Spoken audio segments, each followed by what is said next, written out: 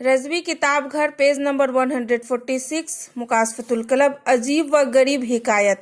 ताबीइन रजी अल्लाह अन्हु के एक जमात हज़रत अबी सिनान रजी अल्लाह अन्हु की ज़ियारत के लिए आई। जब उन लोगों को वहाँ बैठे कुछ देर हो गई तो जनाबे अबी सिनान रजी अल्लाह अन्हु ने कहा, हमारे एक पड़ोसी इंतकाल कर गया है, चलो ताज़ियत के लिए उसके भाई के पास चले।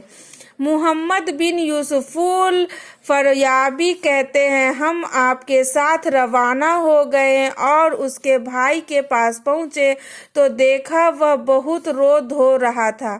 हमने उसी काफ़ी तसल्लियाँ दी, सब्र की तलकीन की, मगर उसका रोना चिल्लाना बराबर जारी रहा। हमने कहा, क्या तुम मालूम नहीं कि हर शख्स को आखिर मर जाना है? वह कहने लगा, यह सही है, मगर मैं अपने भाई के अजाब पर रोता हूँ। हमने पूछा, क्या अल्लाह ताला ने तुम्हें गैब से तुम्हारे भाई के अजाब की खबर दी है?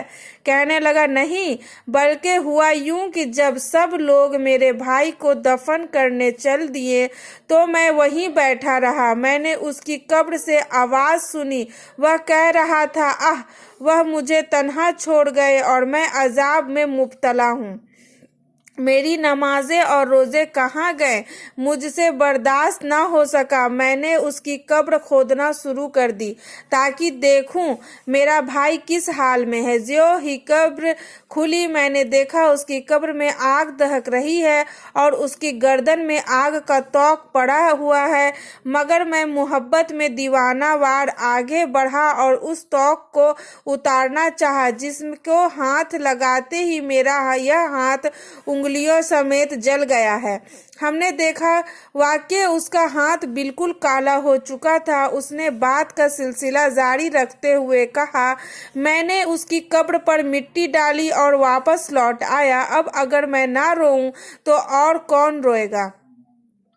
हमने पूछा, तेरे भाई का कोई ऐसा भी काम था जिसके सबब उसे यह सजा मिली? उसने कहा, वह अपने माल की ज़कात नहीं देता था। हमने बेसख्त पुकार उठे कि यह उस फरमाने इलाही की तस्दीक है और जो लोग हमारे फजल से अता किए हुए माल में बुखल कंजूसी करते हैं वह उसे अपने लिए बेहतर ना समझे, बल्कि यह उनके लिए मुसीबत है। जल्द ही हिकायत क़यामत के दिन उन्हें तौक पहनाया जाएगा। तेरे भाई को क़यामत से पहले ही अजाब दे दिया गया। जनाबे मुहम्मद बिन यूसुफुल फरयाबी कहते हैं, हम वहाँ से रसूलुल्लाह सल्लल्लाहु अलैहि वसल्लम के सहाबी हज़रत अबू ज़र रज़ी अल्लाह अन्हु की खिदमत में आए हैं और